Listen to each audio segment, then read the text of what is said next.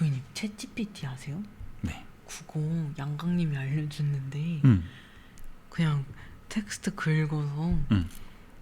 자연스럽게 번역해줘 하면은 진짜 말처럼 번역해줘서 신기했다요. 알아요? 아, 나 엊그제 알았는데. 근데 챗GPT가 그게 되게 오래된 것 같은데 1년 조금 넘었어요. 처음 나왔을 때랑 지금이랑 비교할 수 없을 만큼 발전했고 챗GPT 말고도 비슷한 것들이 지금 이제 셀 수 없이 나와 있어요. 성능이 더 좋은 아이들부터. 그런데 너무 빨리 발전해서 지금 문제인 거예요. 좀 무섭다. 그래서 우리 시리 같은 애들한테 잘해야 돼요. 왜요? 시리가 맨날 잘못 알아듣고 뭐라 그러잖아요. 우리 네. 저기 있는 스피커도 시리 바보잖아요. 시리 바보잖아요. 저 시리였어요? 네, 제 시리예요. 와. 시리 바보라고 막 영어로 욕하고 그러잖아요, 우리가. 네. 그러면은 시리가 AI들이 이렇게 모아놓은 그 DB에 AI 혐오론자라고 우리를 등록시켜놨다가 나중에 AI가 인간 위에 올라서게 되면 제일 먼저 우리를 처단할 거예요. 저 눈빛이 약간 레플리온 눈빛인데 거짓말이죠. 무섭지 않아? 나는 AI 무서운데? 맞아요. 나는 AI 진짜 무서워요. 저도요. 이거 내가 준비한 건 아닌데 네. 저희가 올린 쇼츠에 또 댓글이 달렸어요. 또 달렸어요? 보자. 또 욕이에요? 욕이에요. 욕인데 이번에는 완전히 욕은 아니고 자, 성경에서 문신하지 말라고 라는 쇼츠를 올렸어요. 사실 이거는 이미 한번 논란이 됐던 컨텐츠인데 올렸더니 한 분이 그렇게 올렸어요. 틀렸는데 그러니까 이게 이게 상처받네. 이분은 제가 한 얘기, 그러니까 죽은 자를 위해 몸에 상처를 내거나 문신을 새기지 말라. 여기서 중요한 거는 죽은 자를 문신을 새기지 말라는 뜻이 아니라 죽은 자를 위해서 새기지 말라는 뜻이다라고 제가 얘기를 해놓은 거잖아요. 네. 거기에 대해서 이분이 그냥 땡 이렇게 달았어요. 틀렸는데 그거에 대한 답변은 제가 아니야 내가 맞았는데 하면 되고 달지 마세요. 그거 말고 위에 한 분이 진지하게 달아주셨어요. 근데 이거는 이분 말이 일리가 있어요. 이거를 한글로 번역된 새 번역에서는 죽은 자를 위해 몸에 무늬를 놓거나 문신을 새기지 마라 라고 되어 있는데 영문 버전에서는 이렇게 되어 있다는 거예요. Do not cut your bodies 그리고 for the dead 그리고 나서 or가 붙어요. 그러니까 죽은 자를 위해서는 몸에 상처를 내지 마라. 그 다음에 있는 네 몸에 스스로 무늬를 새기지 마라 라는 문장은 for the dead가 그게 포함이 안 된다는 거죠. 그러니까 이분이 영어로 해석했을 때는 죽은 자를 위해서 몸에 상처를 내지 마라 또는 문신을 하지 마라 이렇게 해석하는 게 옳지 않니? 라고 영문으로 써놓으셨어요. 근데 이렇게 읽으면 맞아요. 저는 그런 것 같아요. 근데 제가 잘 알다시피 영어를 잘 못해요. 그래서 or가 있고 다른 영문 성경을 찾아봤더니 no어도 있어요. 그거는 뭐 어떤 분한테 여쭤보니까 그렇더라고요. for the dead까지 포함할 수도 있다라고 의역할 수 있다. 그런데 뭐 그거를 굳이 이렇게 의역도 되고 저렇게 의역도 되고 해서 싸울 이유는 없고요. 이분이 영어 성경을 가지고 저희한테 말해주신 게 일리가 있는 얘기 같아요. 감사합니다. 네, 이렇게 써주시면은 저희도 받아들일 건 받아들이죠. 밑에 틀렸는데 아닌데 자, 그래서 이제 그 문장을 언어 영역으로 해석한 거에 대해서는 이분이 말씀이 더 일리가 있다라고 생각이 돼요. 그래서 알았어요. 그러면 그 성경 구절대로 그냥 문신을 하지 마라 라고 되어 있으면 그 앞뒤 구절을 이제 제가 쭉 읽어볼게요. 타투하지 마라라고 있는 거는 레위기 율법, 하나님께 사랑받기 위한 율법이죠. 지켜야 되는 규칙. 레위기 19장의 28절인가 그럴 거예요. 그런데 그래서 레위기 19장만 제가 한번 쭉 보면은요. 자, 너희가 나한테 화목제로 희생 제물을 가져올 때는 하나님께 드릴 제사를 위해서 제물을 가져올 때는 그 제물은 이제 뭐 그런 거예요. 어린 양, 뭐 소 이런 것들을 태워서 제물로 드리는데 그렇게 주에게 그걸 바친 날 바로 먹어야 된대요. 그런데 여기 써 있어요. 그 다음 날까지는 두고 먹어도 된다. 와, 고맙죠. 이틀 먹어도 된대요. 그러나 사흘째 되는 날까지 남은 것은 불에 태워서 버려야 한다. 사흘째 되는 날에는 그 남은 재물을 먹으면 그 행위 자체가 역겨운 일이다. 성경에 이렇게 써 있어요. 상했다는 말인가요? 그래서 이거를 누군가는 성경학자들 중에는 이 율법이 그 당시 사막 같은 곳에서 중동 지방에서 일종의 지혜를 위한 식품 영양학도 포함하고 있다라고 얘기해요. 그리고 왜 그 얘기 저번에 우리 할 때도 썼어요. 피채 먹지 마라. 그래서 실제로 지금 저희들이 먹는 고기도 피 먼저 빼고 도축하는 거거든요. 근데 그게 피가 먼저 상한대요. 보관이나 이런 걸 할 때 피가 먼저 상하기 때문에 그렇게 하는 게 옳대요. 그래서 이 안에 성경 안에 있는 식품 영양학적 지혜다 이렇게 해석을 하시는 분들도 있더라고요. 뭐 율법이 아니다 이런 해석이 아니라 그렇게 네. 좋게 해석한 분들도 있어요. 그리고 9절에는요 되게 예뻐요. 밭에서 곡식을 걷어들일 때 다 걷어들이면 안 돼요. 그리고 떨어진 이삭도 주우면 안 돼요. 포도나무에서 포도 딸 때요 포도도 떨어진 거 주우면 안 되고요. 좀 남겨놔야 돼요. 이유가 뭐게요? 동물. 동물도 있고 나그네나 외국 사람이 그거를 섭취할 수 있게 남겨두라는 거예요. 예쁘죠? 따뜻하시네요. 그리고 뭐 당연한 거 도둑질은 하면 안 돼요. 사기도 치면 안 돼요. 이웃끼리 속이면 안 되고요. 그런 것도 있다. 13절에는요 누군가에게 일을 시켰어요. 네. 그러면 일을 한 품삯은 언제 줘야 되게 해요? 바로 그렇게 쓰여 있어요. 그가 받을 품값을 다음날 아침까지 밤새 내가 가지고 있어서는 안 된다. 저 최근에 대기업이랑 일한 게 있는데 말하면 안 되나? 자꾸 늦게 주네. 아직도 안 줬어요? 아직도 안 줬어요. 그래서 오늘 항의했어요. 그리고 듣지 못하는 사람을 저주하지 말고 눈이 먼 사람의 앞에 걸려 넘어질 것을 놓아서는 안 되고요. 예쁘죠? 네. 공정하게 재판해야 하고 예쁘죠? 네. 19절에는요. 가축 가운데 서로 다른 종류끼리 교미시켜서는 안 된대요. 그 당연하네. 왜 아니야. 네. 밭에다가 서로 다른 두 종류의 씨앗을 함께 뿌려서도 안 돼요. 그러면 안 돼요. 서로 다른 두 가지 재료를 섞어서 짠 옷감으로 만든 옷은 입어서는 안 돼요.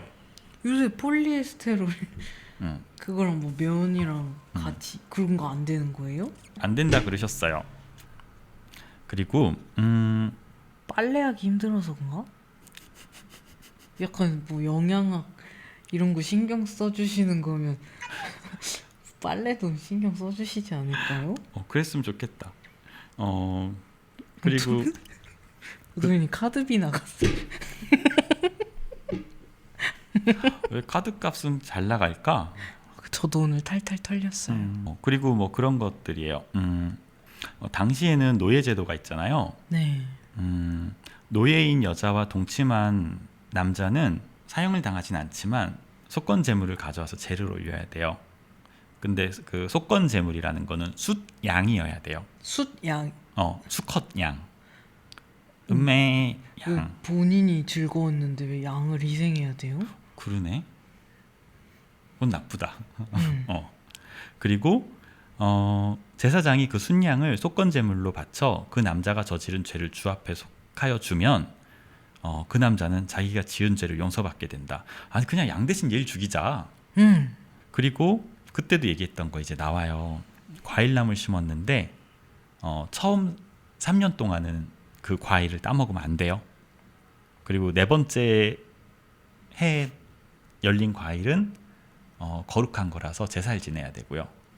5번째 해에 열린 과일부터 먹어야 돼요. 그러면 과일이 대롱대롱 맛있게 열려 있어도 아무도 건드리면 안 돼요? 네. 3년 동안은 그 나무를 심은 뒤 3년 동안에 열리는 과일은 건드리면 안 돼요. 그럼 썩어가는 걸 바라봐요? 여기 내용대로 하면 그렇죠.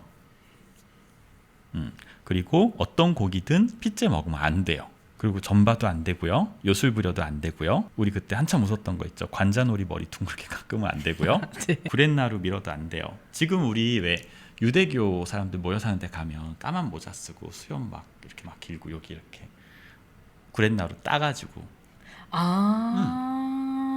왜 쿠엔틴 타란티노 영화에 나올 것 같은 사람들 있잖아요. 저 봤어요. 여기만 또로로로록. 수염 막 기르고 있는 거. 네. 그래야 해요. 아, 이 이유가 있었구나. 네. 여기 있는 것대로 하는 거예요. 전 추구미인 줄 알았네.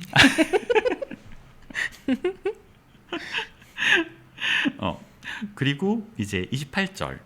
죽은 사람을 애도한다고 하여 너희 몸에 상처를 내거나 몸에 문신을 새겨도 안 된다. 이게 아까 얘기한 건데 한국어 버전에서는 죽은 사람을 애도한다고 하여 상처나 문신을 새기면 안 된다라고 돼 있는데 아까 그분이 설명해 주신 것처럼 영어 버전에는 죽은 사람을 애도한다 하여 상처를 내지 마라. 그리고 문신을 하지 마라. 이렇게 돼 있다는 거죠. 중간에 오어가 있으니까. 근데 또 그건 영어 버전이지 진짜 이게 구약이니까 구약은 히브리어겠죠. 히브리어 버전에서는 어떻게 있는지 제가 히브리어를 모르기 때문에 알 수가 없는데 저희 목사님한테 히브리어 버전 번역 좀 해달라고 할 수가 없는 게 제가 여기서 자꾸 성경 가지고 이러는 거 알면 저희 목사님이 되게 싫어하세요. 혼나요. 그리고 내 딸을 창녀로 내놓지 말래요. 그리고 혼백을 불러내는 점쟁이나 여자에게 가지 말래요. 무당 얘기하는 거겠죠. 나이든 어른을 공경하래요. 예쁘다. 그리고 외국 사람이 나그네가 되어서 난민 얘기인가? 너희 땅에 왔을 때 그를 억압하면 안 된대요. 본토인처럼 여기고 그를 너희의 몸과 같이 사랑하래요. 갑자기 미국 갔다가 저를 인종차별했던 식당 알바생이 떠오르네. 어떻게 했는데요? 자꾸 주방 앞에 앉혀요. 자리도 많은데 밥도 늦게 주고. 몇 번이에요? 나그네를 괴롭히지 말라. 레위기 19장 33절. 진짜 읽어주고 싶네. 제가 결혼 1주년 때 돈을 열심히 1년 동안 모아가지고 아내랑 몰디브에 놀러 갔어요. 좋았겠다. 갔는데 가기 전에 직장 초년생이 뭐 얼마나 돈이 모아봐야 모이겠어요. 근데 그때는 정말 1주년 때 몰디브에 데려가고 싶어서 진짜로 한 끼 건너 한 끼를 모아가면서 로맨티스트셨네요. 그렇게 모았어요. 그렇게 모아가지고 갔던 건데 그래도 좋은 리조트를 갈 수가 없는 거예요. 그래서 카페에 가입해서 막 후기를 찾아보면서 여기면 되겠다 싶은 데를 예약을 일찌감치 했죠. 그리고 시간이 지나고 있는데 갑자기 그 몰디브 여행 가는 사람들이 모여있는 그 카페에 제가 가는 리조트 이름으로 XXX 사태가 터진 거예요. 그 사태가 뭐였냐면 인종차별이랑 벌레. 다행히 제가 갔을 때 벌레는 없었는데 네. 저는 알고 갔지만 모처럼 가는 여행에 아내한테 가기 전부터 그 얘기를 하기가 싫은 거예요. 없어라 생각하고 갔어요. 갔는데 밥 먹으러 딱 갔더니 자리를 이상한 데를 주는 거예요. 그럼 진짜 그 속된 말로 짜치잖아요. 그래서 진짜로 이렇게 봤어. 먹으면서 아내한테는 얘기 안 하고 봤더니 서양인들은 전부 다 가운데 밝은 데도 앉혀놓고 동양인들을 외곽에 앉혀놓은 거예요. 어두운데. 그래서 제가 기분이 나빠가지고 되도 않는 영어로 막 뭐 해라, 여기 너무 어둡다, 불 가져와라 막 그랬어요. 되게 불친절한 거야. 그래서 첫째 날 기분이 나빠서 들어갔다가 자려고 누웠는데 내가 팁을 안 놓고 왔구나 라는 생각이 들어서 그 다음날 팁을 꽤 많이 놓고 왔거든요. 그랬더니 물도 돈 주고 사서 먹게 하고 팁 안 놓고 갔을 때는 남은 물을 꽤 비싸게 산 물인데 고정 자리거든요. 네. 물을 버려버렸는데 팁을 놓고 갔더니 그리고 점심인가 저녁 먹으러 갔는데 또 물이 없어요. 그래서 물 또 달라 그랬더니 걔가 활짝 웃으면서 아 기다려 그러면서 냉장고에 착 해놓은 남은 물을 갖다 주는 거예요. 어, 짜쳤어요.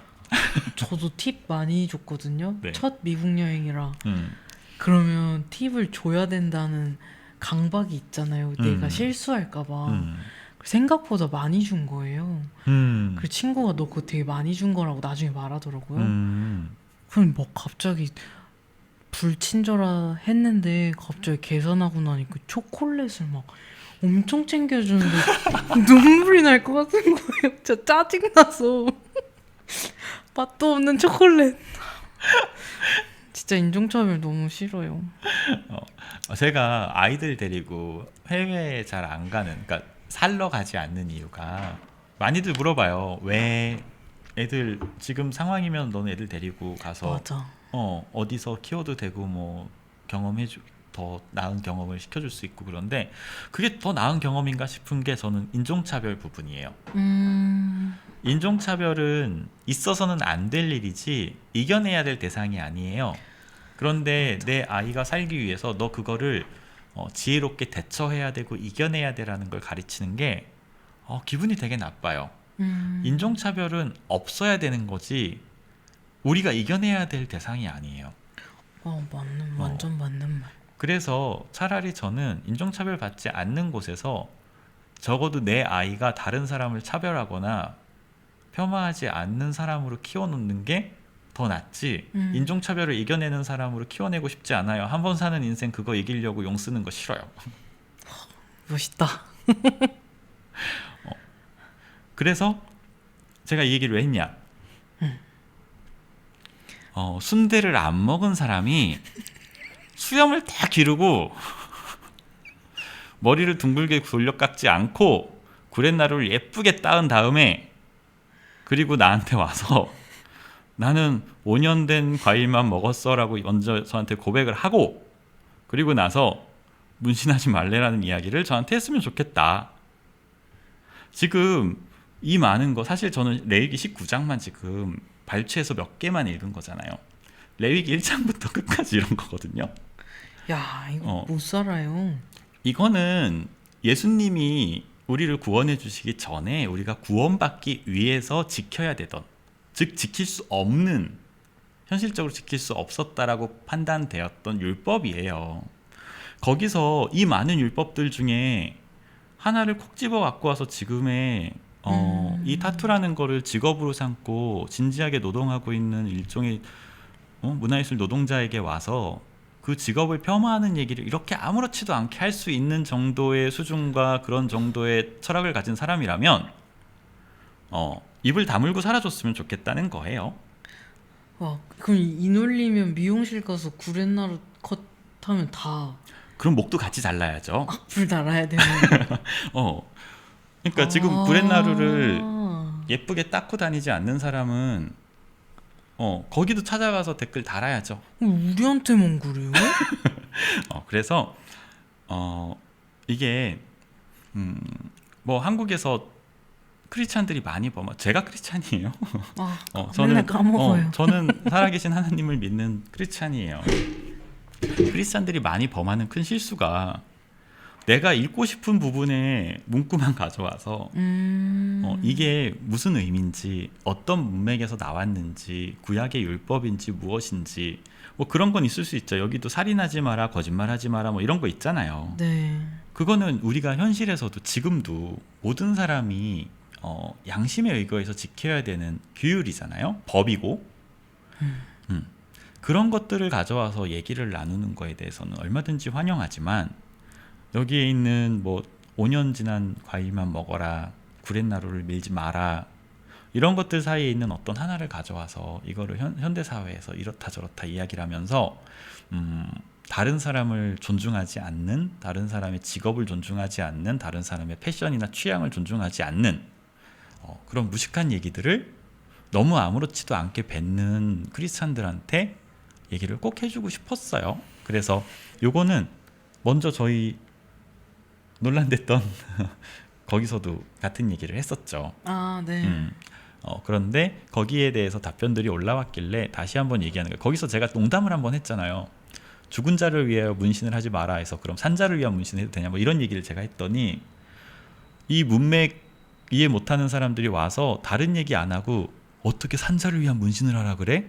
너 머저리야? 뭐 이런 댓글만 미친 듯이 남겨놓는 거예요. 머저리들이 그러면 안 돼요. 그런 댓글만 남겨놓는 거예요. 그래서 와, 생각보다 사람들이 진짜로 문맥이라는 걸 이해하지 못하는구나. 아니면은 그냥 꼬투리 잡고 싶은 건가 싶어서 다시 한번 이 얘기를 하는 거예요. 전체를 보고 이야기를 했으면 좋겠다라는 생각으로.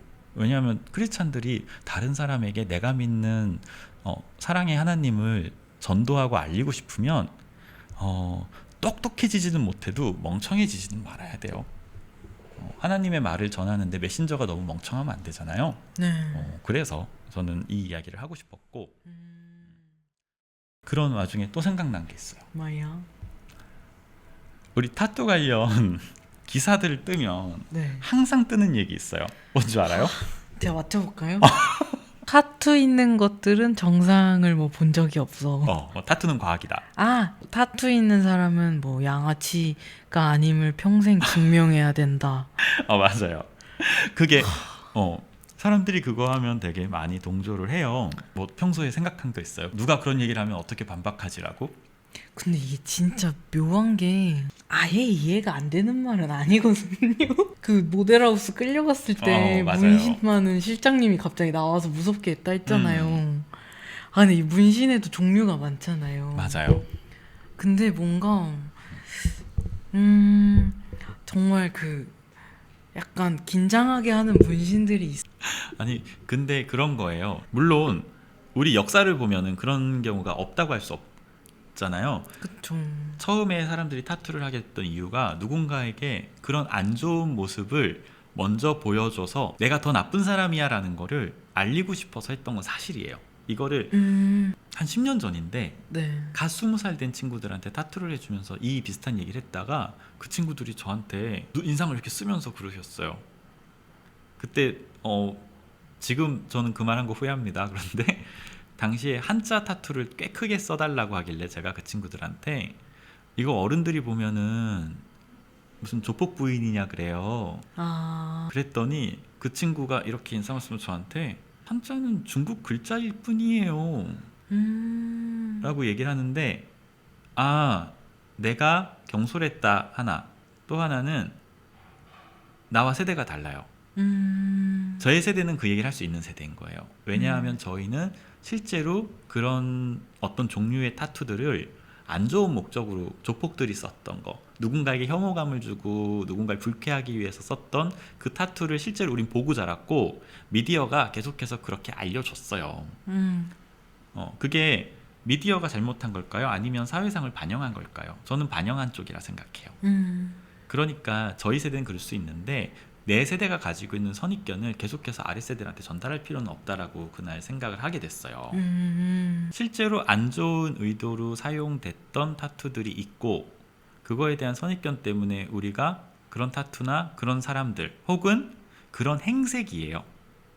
타투가 아니라 그런 행색이에요. 이거 맞는 것 같아요. 네. 행색. 그런 행색을 보면 우리가 긴장을 하고 있는 거일 뿐이지 않을까 생각이 드는 거예요.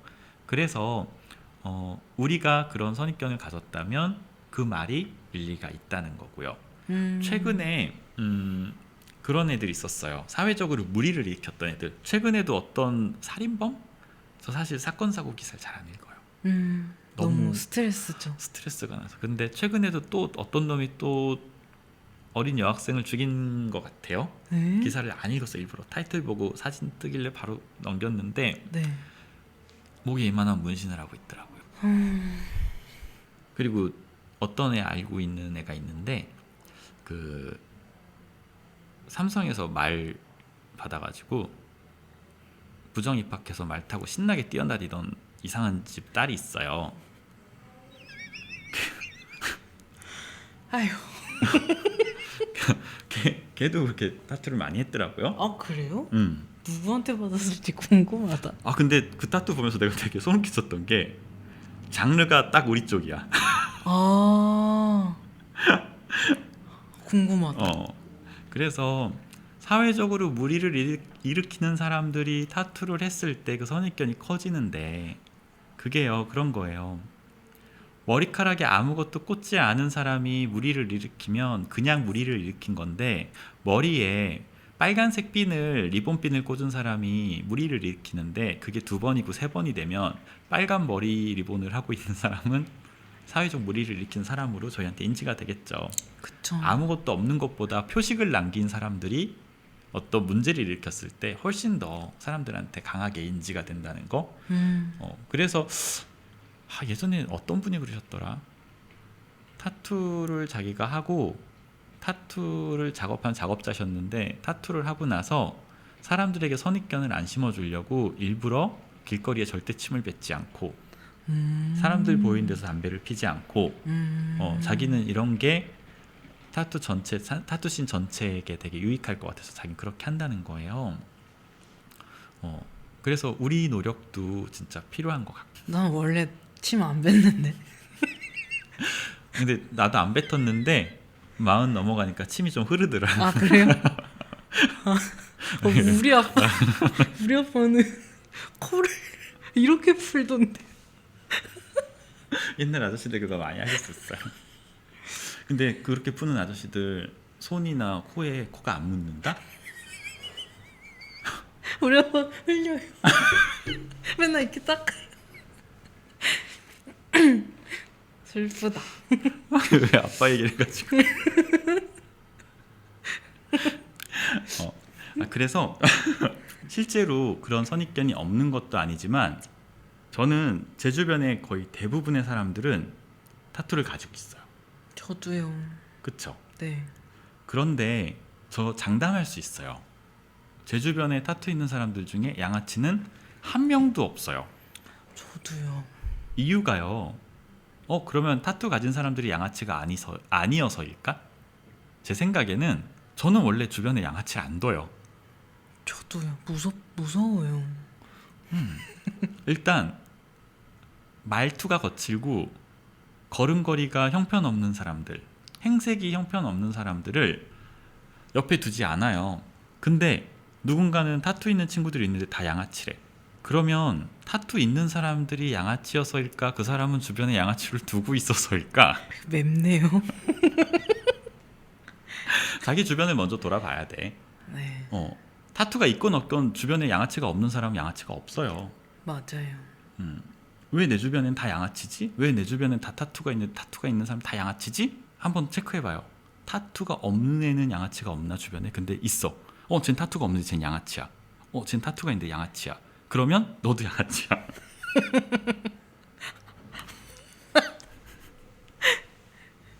근데 저는 이 일 하고 나서 뭔가 그런 걸 보기 시작했어요. 타투가 아무리 많아도 뭔가 그 작업 퀄리티? 그게 정말 좀 뭐라 해야 될까? 진짜 예쁘고 딱 봐도 비싼 타투를 온몸에 두르고 있으면 양아치 아니더라고요. 제가 이걸 정말 느낀 게 제가 합정 살잖아요. 네. 합정에 이렇게 있으면 문신한 사람 정말 많이 지나다녀요. 그쵸? 동네가 좀 자유롭다 보니까. 근데 엄청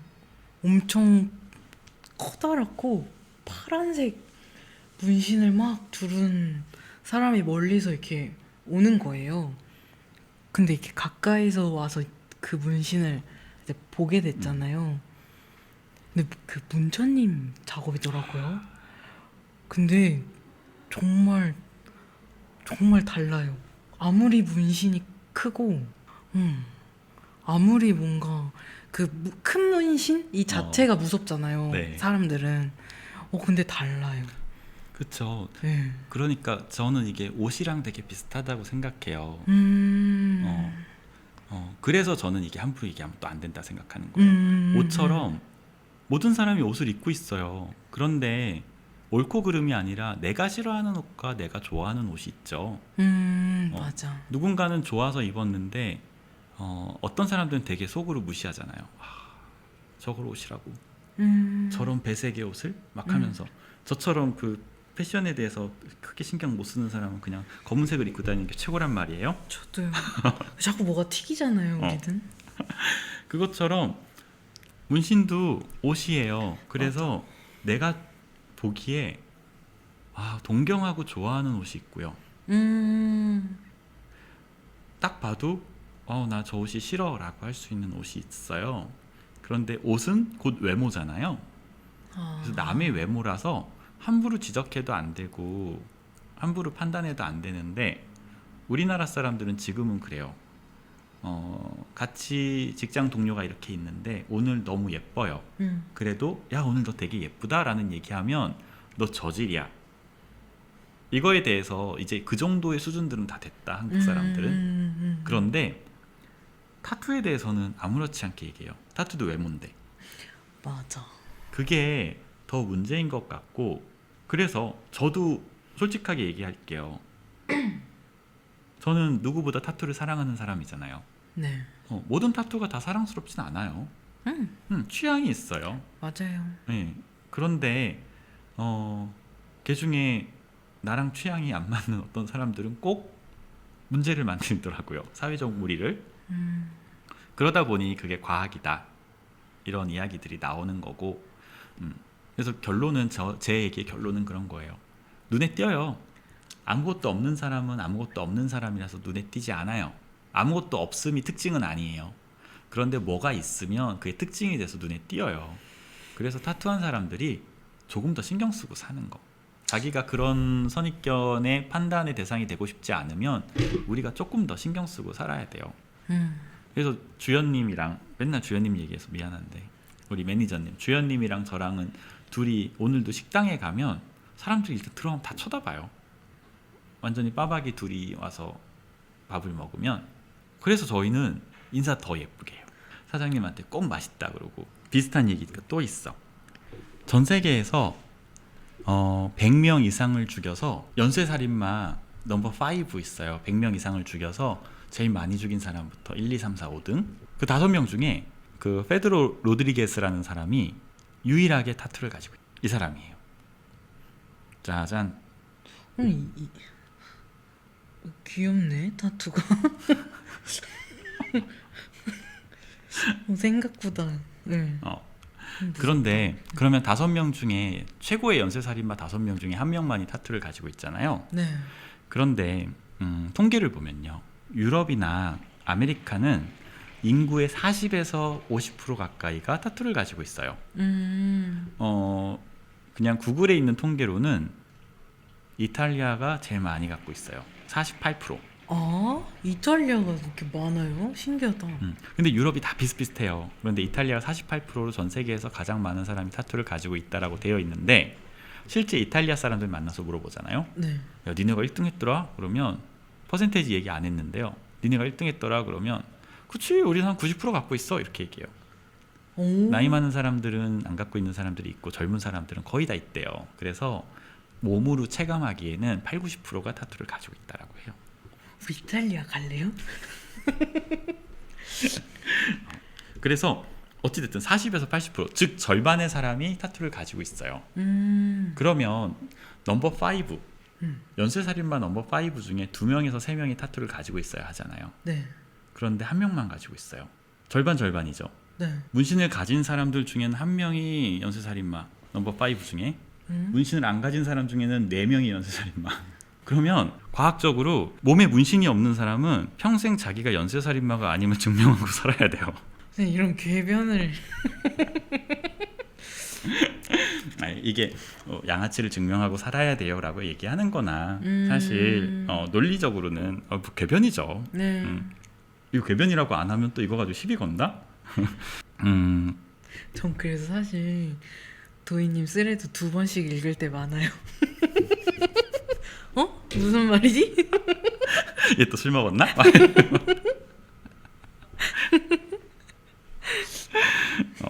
아까 성경 얘기랑 하다가 갑자기 내가 이 생각이 난 이유가 비슷해요. 음. 사람들이 너무 비논리적 얘기를 너무 함부로 막 하는 것 같아서.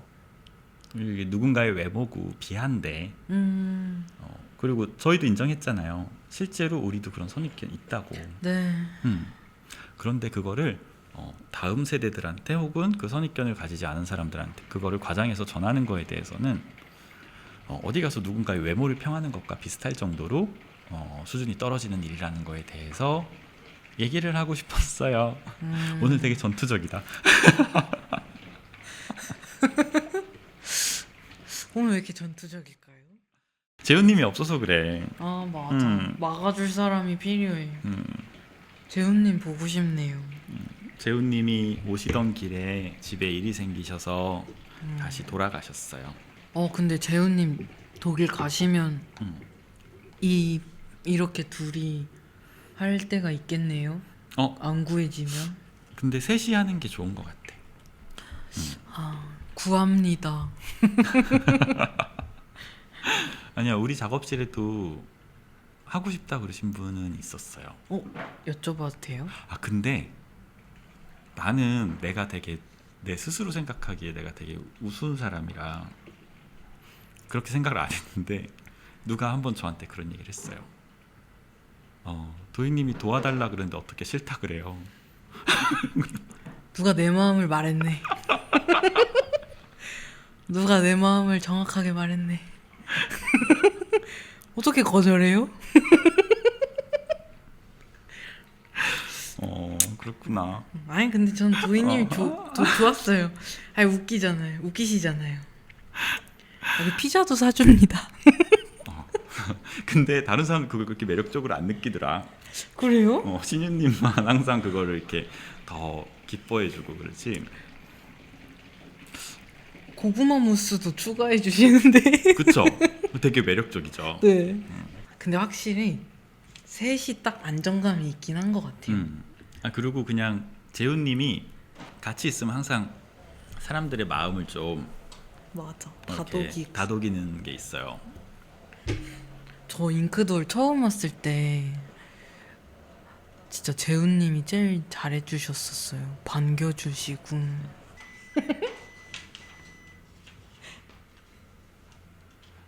얘는 바늘이에요.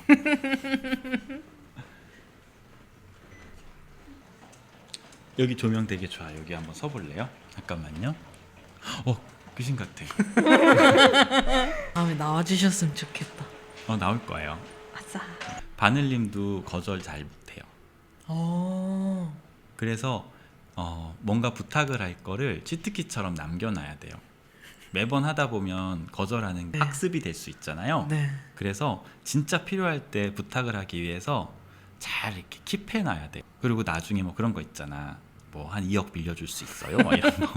사람들이 재훈님을 더 오래 봤으면 해주고 재밌는 얘기 되게 많은데 되게 유머러스한 사람인데 진짜 웃겨요. 처음에는 낯을 가리느라고 잉크털에 왔을 때 1년 반 동안 사람들이랑 인사도 안 하고요. 이렇게 다니면서 작업을 하러 오면 보통 3층으로 와서 대기하고 있다가 손님이 오면 2층으로 내려가서 작업을 했단 말이에요. 저희가 경복궁에서요? 네. 3층으로 안 와. 와. 조용히 와서 2층에서 작업하고 조용히 가. 진짜 그랬어요? 저한테 그 얘기를 했는데 전 사실 좀 안 믿었거든요. 진짜 그랬어요. 그래서 나는 여기 혹시 우리 작업실에 이 사람 구여친이 있나? 그런 생각을 했어. 타투신이 너무 좁잖아요. 진짜 좁아요. 너무 좁아서 저 오늘 아침에 어떤 다른 업체랑 미팅이 있었어요. 네. 미팅을 하러 갔는데 거기 실장님이 타투가 되게 많은 거야. 그러면서 막 타투 자랑을 하시는데 저한테 타투 해주던 이분이 호주에 가셔서 이제 이분한테 못 받아서 지금은 타투를 못 받고 있어요 라고 해요. 그래서 누군데요? 그랬더니 생강님이신 거예요. 아까 생강님한테 받다가 생강님이 호주로 가셨대요. 그래서 그랬군요. 그러고 왔는데 조금 전에 신유님도 만난 사람인데 여기 손님이 한 분 오셨었어요. 그분이 팔에 타투가 너무 예쁜 거야, 호랑이가. 그래서 이건 어디서 받으셨어요? 그랬더니 저 호주 있을 때 생강님한테 받았어요. 진짜 좁아요. 진짜 좁아요. 오늘 하루에 생강님만 2번 작업을 만나게 된 거예요. 저 얼마 전에 서프보이님이 음, DM으로 음. 선물 이러면서 사진을 보냈는데 싱가포르 게스트워크 가시다 재수님을 만났나 봐요. 어, 좀 더 잘할 걸. 그거야 뭐 우리 항상 그랬지 뭐. 진짜 좁아요. 진짜 어. 좁아요. 오늘도 양강님 손님이 제 손님이셨잖아요. 진짜 좁아요. 저희 외국인 손님들 한국 들어온 김에 타투 받아야지 그러면서 여러 명한테 예약을 하는데 저희 작업실을 3일 연속 오고 그런 분들이 있어요. 에이, 취향 타나 봐요. 첫날 숲한테 받고 다음날 누구한테 받으셨더라. 그리고 세 번째 날은 저한테 받으신 거예요. 근데 저는 못 봤어 그분을. 며칠 전 얘기예요. 와가지고 받으시길래 몸에 타투가 많으시네요. 그리고 보다 봤더니 받은 지 얼마 안 된 타투들이 있는 거예요. 그래서 와 너무 예쁘다. 이거 누가 했어요? 그랬더니 이거는 수비 했고요. 이거는 누가. 그래서 여기서요? 그랬더니 어제 계속 왔다고. 저 혼자 쓸 때 네. 저 조금 항상 잉크더월이 궁금했던 게 손님들 중에 간혹 여기에서 자주 받으시는 분들이 저한테도 올 때가 있었거든요. 근데 뭐 엄청 자랑을 하세요. 여기 작업실이 뭐 이게 막 타투 경험 얘기를 하시잖아요. 네. 뭐 작업실이 어떻게 좋았고 뭐 작업자분들이 어떻게 좋았는지.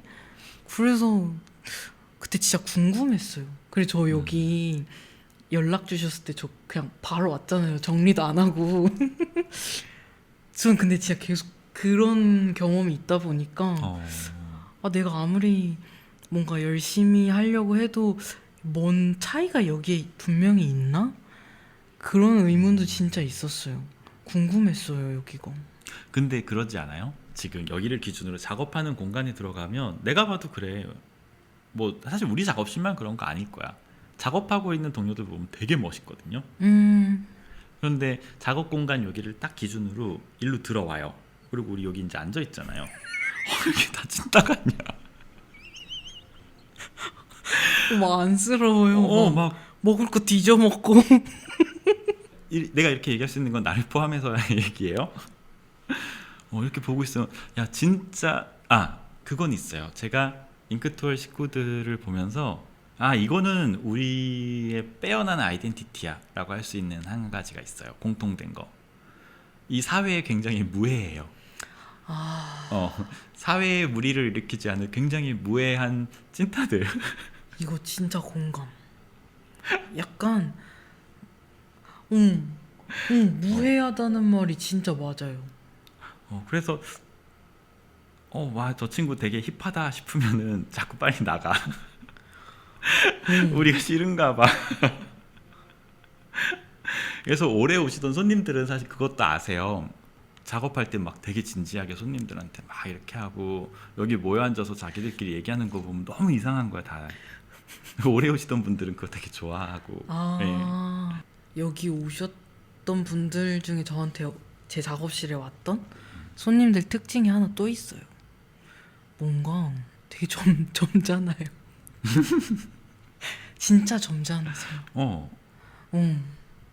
그것도 신기한 포인트였어요. 저도 평상시에 되게 점잖게 말하려고 노력하잖아요. 근데 이상한 소리 하시잖아요. 점잖게 이상한 소리 하시잖아요. 그러니까 이상한 소리는 막 해야 되겠는데 말투라도 상스럽게 하면 안 되겠다는 생각이 지배하고 있는 것 같아. 그게 뭔가 하면요. 처음에 타투를 시작했는데 저 정말 이상한 사람 많이 만났거든요. 그 세대는 더 그랬죠. 더 그랬어요. 그리고 진짜 제 작업실이 아닌 선생님이 계시던 그 공간에서는 나 이 일 할 수 있을까? 내가 저 사람을 상대할 수 있을까? 저 사람과 말을 섞고 내가 디자인을 관철시킬 수 있을까? 싶은 분들을 계속 만났어요. 그러다가 나에게 오는 손님을 내가 가려내지 않으면 난 이 일을 할 수 없겠구나 라는 생각을 하고 그때 만든 규칙이 그거예요. 제 블로그에 지금도 써있어. 음란, 혐오, 반종교적인 타투의 작업은 받지 않습니다 라고 모든 포스팅에 그걸 써놨어요. 봤어요. 그런 식으로. 그리고 제가 글을 쓰면 전 지금도 그래요.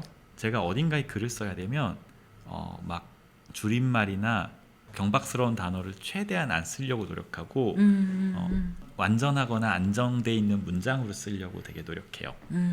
그게 뭔가 하면 내 언어 생활로 나에게 다가오는 사람을 가릴 수가 있더라고요. 손님들이 알아서 가려서 오시는 거예요. 이거 완전 공감돼요. 그래서 저한테는 그게 제일 중요한 거예요. 음. 유부남이 가정을 가진 채로 타투를 시작해서 이 타투라는 산업이 가지고 있는 리스크가 내 삶에 들어오지 않게 하는 방법. 그래서 저는 제 동료들이랑 그걸 항상 공유했어요. 나처럼 해, 괜찮아. 너한테 오는 손님을 참 신기하게도 우리가 가려서 받을 수 있다 라고 하면서 노하우를 공유했었고, 저한테 타투 배웠다는 친구들은 사실 다 그렇게들 살았기 때문에 이 씬에서 제일 안전하게 타투 작업을 하면서 10년 이상씩들 다 이렇게 하고 온 건데, 그냥 어느 여러 가지 상황에서 나 혼자 안전한 게 끝이 아니구나 싶어서 유니온을 하게 됐던 거죠. 지금도 사실 저로서는 그런 노하우를 전파하고 있는 거라고 생각해요. 방송 켜놓고 이렇게 이야기 길게 하고 오래 하잖아요. 네. 그러면 다들 통나 우리가 얼마나 진다인지. 이미 다 아실 것 같아요. 빨리 합법화 시키고 떠야지. 진짜 뜰 거예요? 이게 농담 반 진담 반인데, 사람들이 자꾸 저한테 그런 이야기들을 전달하는 사람들이 있어요. 너 왜 타투 합법화 하려고 막 타투 유니온 만들고 그런 거 해? 그러면서 저한테 그러는 거예요. 너 합법화 시켜놓고 네가 라이센스 장사 같은 거 하고 아휴. 아카데미하고 그러려고 그러는 거지라는 이야기를 되게 점잖게 하는 사람도 있고, 건너 들은 건데 온갖 유튜브 돌아다니면서 그런 소리만 하고 다니는 인간들이 있어요.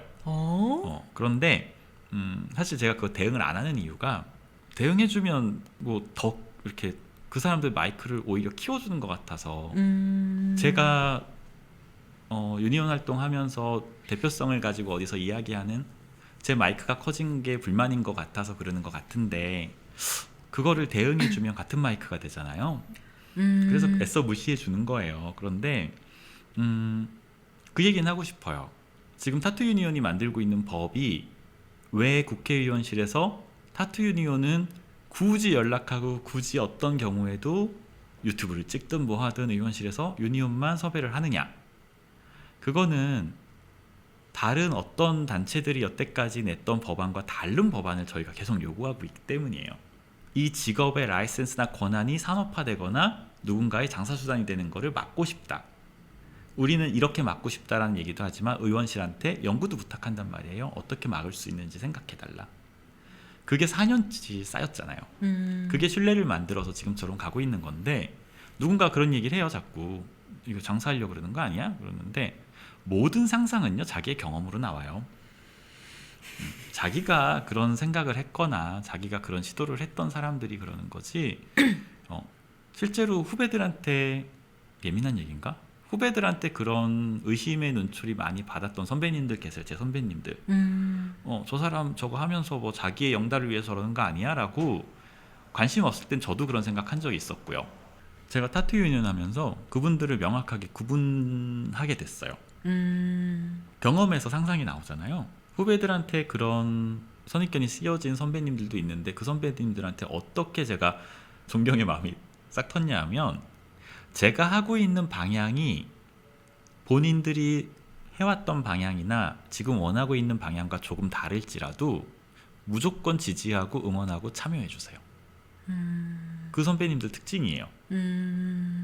지금 머릿속에 막 사람들 떠올릴 거야. 이 사람 저 사람 저 선배 저 선배 맞아요, 그분들인데 그분들이 해왔던 방식이 마음에 안 들 수도 있고, 지금 저희가 하는 게 마음에 안 드는 사람이 있을 것처럼 마음에 안 들 수 있고, 혹은 어떤 행동이 오해를 불러일으킬 수도 있어요.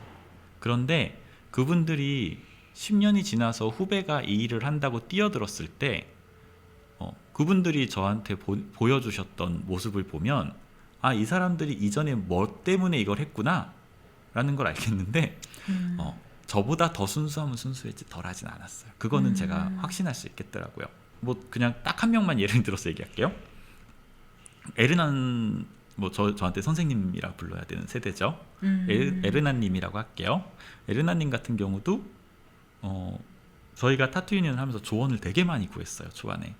왜냐하면 여기까지 와본 사람이 없잖아요. 그래서 에르난 선생님한테 가서 많이 구하고 그러면 시간 상관없어요. 새벽까지 할 거 있으면 다 알려주고, 저희가 헌법 소원을 낸 적이 있잖아요. 헌법 소원을 냈을 때 저는 그림을 예쁘게 만들고 싶은 거예요. 그래서 우리가 헌법 소원을 낼 때 후배들이 헌법 소원을 냈어요. 6명의 자원을 받았어요. 네. 타투를 시작한 지 1년이 지나간 사람은요, 헌법 소원을 낼 수 있는 자격이 없어요. 이거 사람들이 잘 모르는 건데 자격 요건이 있어요. 물론 잘 넘어가서 헌법 소원이 성립이 된 경우가 많이 있어요. 그런데 특히 타투는 그런 경우가 많이 있어요. 근데 만약에 헌법재판소에서 자격 요건에 대해서 다시 한번 분류하고 까다롭게 짚고 넘어가기 시작하면 1년 이상을 알고 그 행위를 계속해서 지속한 자는 그걸 헌법소원으로 청할 자격이 없어요. 그래서 우리는 완벽한 조건을 만들자라고 하면서 1년 미만인 작업자들을 조합원 중에 찾은 거예요. 그래서 그때 그때 겨자님도 그 중에 한 명이었어요.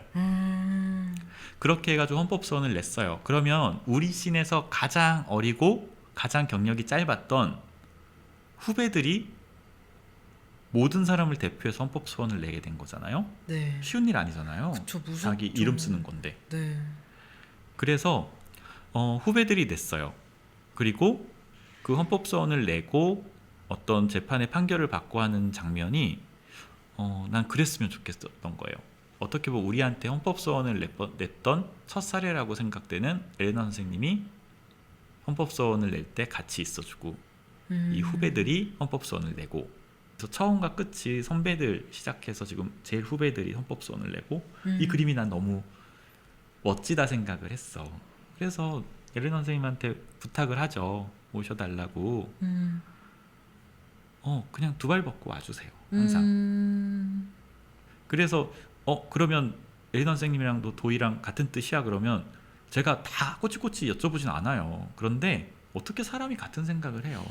그런데 본인이 그렇게 해봤기 때문에 후배가 나서서 그거 한다 그러면 그냥 도와주세요. 그 얼마나 힘든지 아니까. 네. 그래서 저는 지금도 사실 그 전까지는 저랑 접점이 없으셨거든요. 장르도 너무 다르고, 사실 저는 에레나님 좀 무서웠어요. 가까이 가본 적도 없지만.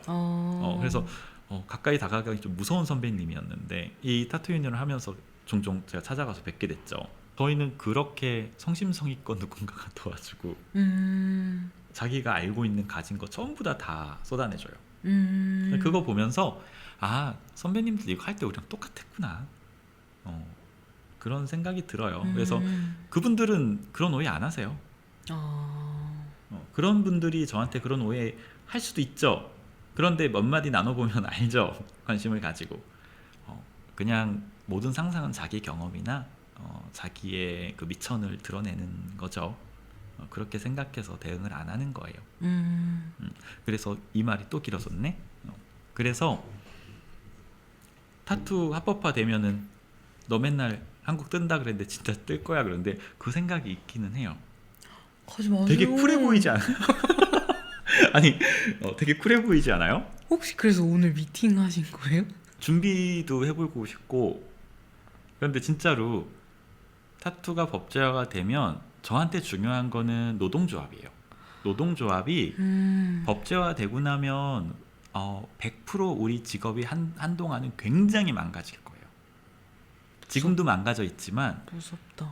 어떤 사람은 이거를 굉장히 영리 목적으로 푸는 사람이 있을 거고, 됐다라고 하면서 지금도 불법인데도 전국에 학원 차려놓고들 그러는데 또 그럴 거예요. 더 심해질 거예요. 한동안은 미친 듯이 무너질 텐데, 그때 마지막 그 방어선 같은 게 노동조합이 될 거라고 저는 생각을 해요. 그래서 노동조합을 더 잘 유지해야 되는데, 그 기반을 갖춰 놓을 수 있다면 타투가 법제화되는 순간에 되게 쿨한 척하면서 해외를 한번 멋있다. 가보고 왜냐하면 해외에 가서 살아도 보고 싶고 작업을 하고 싶고 그거는 누구나 그렇고 그 기반은 없는 건 아니었잖아요. 근데 사실 타투 유니온 이거 법제화하고 뭐하고 이렇게 오래 걸릴 줄 몰랐죠. 그래서 누가 많이 물어봤어요. 제 주변에 제 또래 동료들은 도희님 왜 안 나와요? 맨날 그럼 물어요. 근데 법제화 해놓고 갈게요 라고 했는데 4년이 됐어. 근데 진짜 가실 것 같아요. 정말 어. 말도 없이. 그럼 되게 쿨해 보이겠다. 네. 이게 그런 거 있잖아요. 쿨해 보이고 싶어서 쿨한 척을 하고 살았는데 그러다 보면 조금 쿨해지더라고요. 어허. 예를 들면은 저는 나이 안 물어요. 맞아요. 네, 저는 어떤 사람의 나이도 물어보지 않아요. 그리고 실제로 저희 작업실에 누가 몇 살인지 아무도 몰라요. 그게 한두 명을 알면 새로운 사람이 있으면 여기보다 동생이구나, 여기보다 형이구나 이런 걸 알잖아요. 제가 오늘 알려드렸는데 어떡하지? 근데 그런 얘기를 가끔 누가 해도 까먹어요. 모르는 이유가 20명이나 있는데 한두 명이 기준이 돼 있으면 하는데 기준이 없어요. 저는 아무도 모르거든요. 그래서 한두 명이 갑자기 어느 날 나이 얘기해도 몰라요. 전 도희님 나이 그 사업자 등록증 이렇게 막 펼쳐놓고 가셔서 봤는데 이 나이시구나. 근데 이게 그렇더라고요. 나이를 안 묻기 시작한 이유는 궁금했는데 의식적으로 안 물었어요. 쿨해 보이고 싶어서.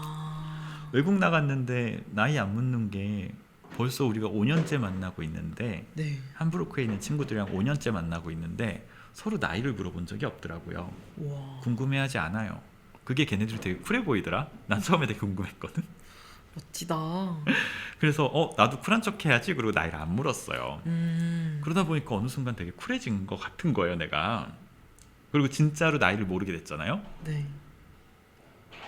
그러니까 두 개의 행동을 하게 돼요. 모두를 존중하거나 모두를 얕잡아보거나 해야 되는데 당연히 존중하는 쪽으로 살아야죠. 그게 제 삶이 조금 더 나아진 것 같아요. 그래서 야, 이 쿨한 척하면서 살만하다. 그래서 합법되면은 되게 쿨한 척하면서 진짜 가시겠다. 그런 상상을 많이 해봐요. 근데 저는 도희님 갈 것 같아요. 너무 고생을 많이 해서 그냥 갈 것 같아요. 근데 갈 때 목사님이랑 자녀분들도 다 데리고 가시나요? 그렇죠. 만약에 근데 그럴 수도 있어요. 저희 딸아이가 유학을 가면 따라갈 거거든요. 제 지론 중에 하나예요. 가족은 떨어져 있으면 안 돼요. 그쵸, 같이 있는 게 좋죠. 네. 그래서 딸아이가 유학을 가면 따라갈 거고, 혹은 제가 어딜 가면 어떤 수단을 써서라도 다 끌고 가야죠. 가면 타투샵을 오픈할 거예요? 저 할 줄 아는 게 이밖에 없는데요. 나도 그때쯤 이민을. 근데 여기는 계속 유지할 거예요. 잉크트월이라는 작업실은 제가 운영 안 하더라도 여기 있는 누구 한 사람이 하면 되잖아요. 사람들이 잘 모르는 거 있는데 잉크트월은 수익이 나지 않는 샵이에요. 이거 모를 수도 있겠다. 모를 거예요. 저도 들어오기 전까지 아무 정보가 없었어요. 저희가 자신 있게 얘기하건데 아시아에서 제일 괜찮은 샵일 거예요. 인정. 저는 그렇게 꾸며놨어요. 그런데 제가 오너잖아요. 저는 잉크투어를 운영하면서 지금 4년, 5년, 물론 이제 처음 오픈한 건 10년 전인데 2014년도인데 이렇게 많은 사람들이 모여서 운영한 거는 5년 정도 된 것 같은데 5년 동안 제가 여기서 가져간 수익은 0원이에요. 가져가지 않아요. 근데 운영하는데 비용이 많이 들 것 같아요. 처음엔 적자가 많이 났을 때는 그냥 제가 유니온 하면서 이거를 돌보지 못해서 그냥 일하는 걸로 때려 메운 거고, 지금은 마이너스를 낼 수는 없어서 인원을 많이 모아서 모두가 거의 n분의 1로 여기를 유지하는 상태로 만들어 놓은 건데 여기는 저한테 되게 소중한 제 노동운동의 산물이에요. 아니 그런 건 아니야. 아니 고생을 너무 많이 하시잖아요. 고생은 아닌 것 같아요. 그래요? 그냥 저도 덕분에 저도 이 환경에서 일할 수 있잖아요. 저도 이 환경에서 일할 수 있고 어디 가서 내 멋진 작업실 소개할 수 있고 이 목표는 신유님 처음 여기 오실 때 설명을 드렸을 건데 여기의 목표는 그거예요. 여기 있는 작업자들이 자기가 열심히 일해서 오너인 저한테 좋은 일 시켜주는 곳이 아니라 내가 열심히 일하면 열심히 일한 만큼 내가 가져가는 곳이고 그런데 환경은 어디보다 좋고 그래서 여기에서 작업하는 게 너무 행복해. 그러면 그 행복을 보고 그 행복을 사기 위해서 들어오는 사람들이 있을 거예요. 뭐 예를 들면 어떤 기업이 온다든지 함께 무엇을 하자라는 기업이 온다든지 실제로 지금 오고 있고요. 저는 그 수혜를 톡톡히 보고 있죠. 그리고 혹은 나는 한국에 간다면 꼭 윙크투어에서 게스트웍을 해볼래 라고 하는 해외 작업자들이 오죠. 이 사람들이 온 이유는 여기 있는 제 동료들이 저와 함께 그 행복을 뿜어냈으니까 왔을 거라고 생각해요. 그러면은 그 행복을 만든 게 뭐 누구 한 사람의 그건 아니지만 제가 그걸 기획했다면 그분들이 놓고 나가는 수수료는 내 거. 그건 뭐. 그렇게 되면 나와 함께 있는 누군가를 착취해서 내가 돈을 버는 구조가 아니면 망가지지 않을 거란 생각이 들었어요. 이 생태계가 우리 작업실의 생태계가 그렇게 유지를 하고 싶은 거고 보통들 많이들 비즈니스 샵을 하다가 많이 실패하는 사례를 봤기 때문에 그래요. 작업을 많이 하면 할수록 오너가 돈을 버는 구조가 일반적인 해외의 구조라고 알고들 있는데 그 구조가 되게 유지되기가 어려워요.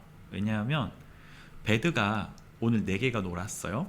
그러면 배드가 놀면 나한테는 한 푼도 안 들어오는데 조금 싼 값에 작업을 시켜서 배드를 채우면 어찌됐든 나는 커미션을 먹으니까. 커미션을 받죠. 그러면 오너는 어느 순간부터 그렇게 생각해요. 이 가치 있는 나의 동료들의 노동의 가치를 조금 낮춰서라도 작업을 많이 하는 게 나에게 금전이 되고 그러면서 이렇게 얘기하죠.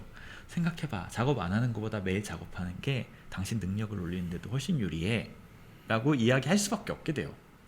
또 사실이기도 하잖아요. 그쵸, 막 틀린 말은 아니에요. 그런데 우리가 하는 일은 미술이기 때문에 금전적 보상이 따라오지 않으면 작업자의 마인드가 망가지게 돼 있어요. 예. 사실이에요. 난 사실이라고 믿어. 그래서 저도 의지가 강한 사람이 아니기 때문에 그 함정에 빠지고 싶지 않았던 거예요. 그래서 여기서 열심히 일한 내 동료들을 내 수익으로 돌리지는 말자라고 생각을 했던 거죠. 그래서 여기 되게 궁금해하시는 분들이 있어. 가끔 여기서 일하고 싶어요라고 하시면서도 도대체 몇 프로를 내야 되나요? 뭐 이런 거를 조심스럽게 물어보시는 분들이 있는데 저희는 그냥 조금의 차등은 있지만 거의 n분의 1이라고 보는 게 맞아요. 저 처음에 와서 미팅했을 때 그 얘기 해주셨잖아요. 신기했어요. 뭔가 아무도 정확히 모르더라고요. 여기서 그쵸? 어떻게 하는지를. 그래서 그냥 듣기로는 뭐 100만 원 이상이다 이러고 들었었던 건 있어가지고 어떻게 하려나 하고 떨리는 마음으로 왔었죠. 자세히 얘기할 수는 없지만 100만 원 이상을 내는 사람은 없어요. 네, 없어요. 그리고 이거를 굳이 얘기를 안 한 이유 중에 하나는 제가 여기를 운영을 잘해서 제 원래 목표는요. 그래서 제로 아니에요.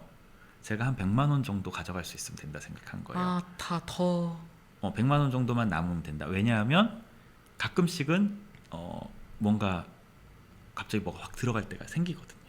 뭐 예를 들면 소방법을 어겼다고 위에 스프링클러 설치하라고 다시 한다든지.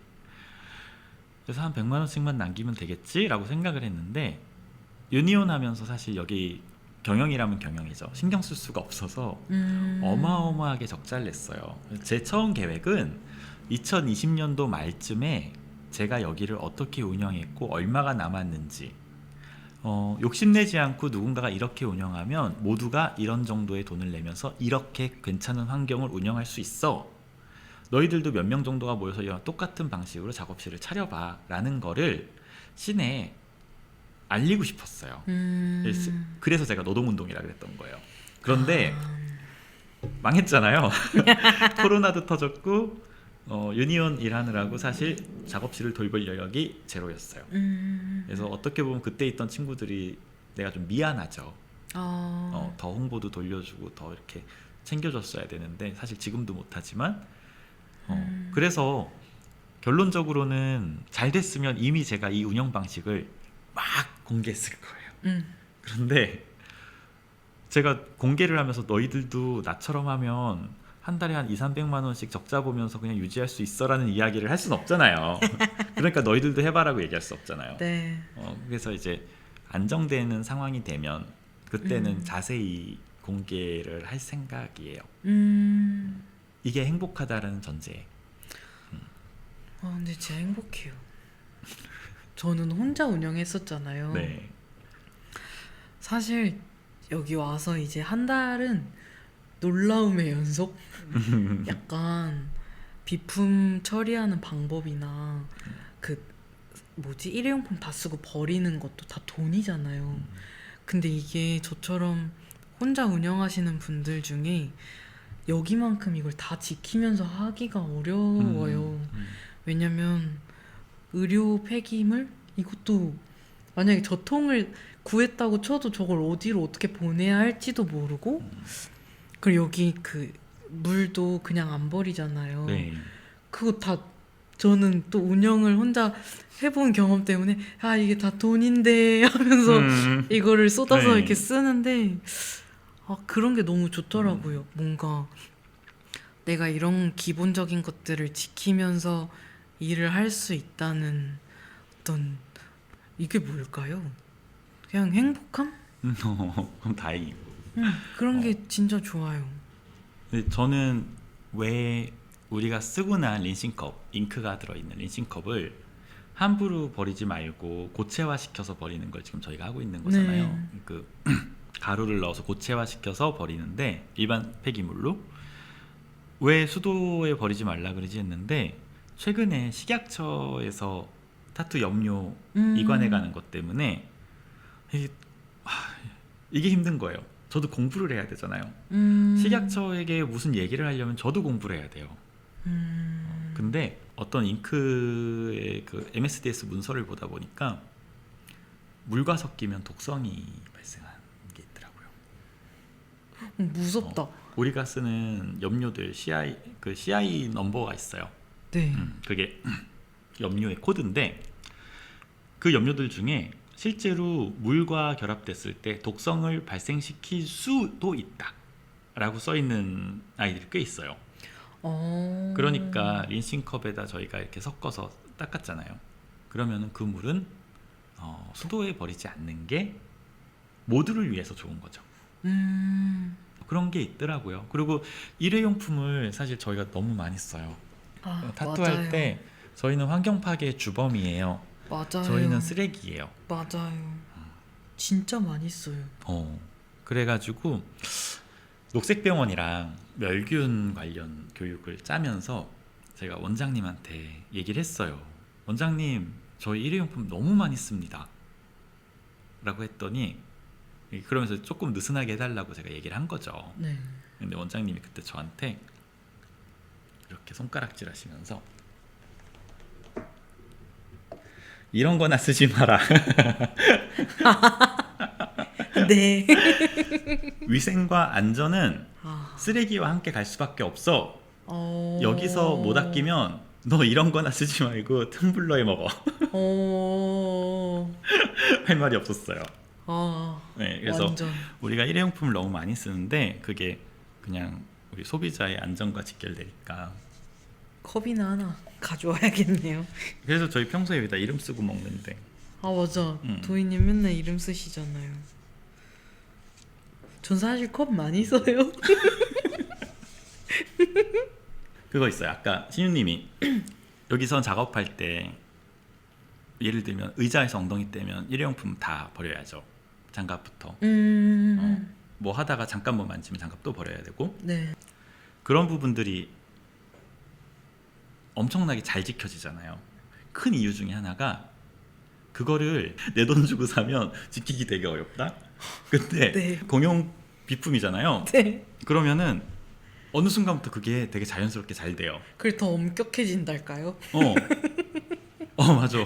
그러면서 그냥 막 버리게 돼요. 그러면 어찌됐든 그 비용을 대고 있는 저는 아낄 것 같죠. 아니, 쟤네들도 안 아끼는데 나만 아끼면 손해일 것 같아.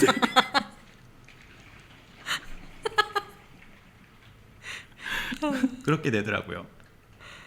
아,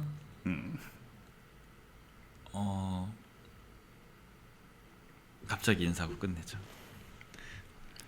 다음에 뵙겠습니다. 안녕히 계세요.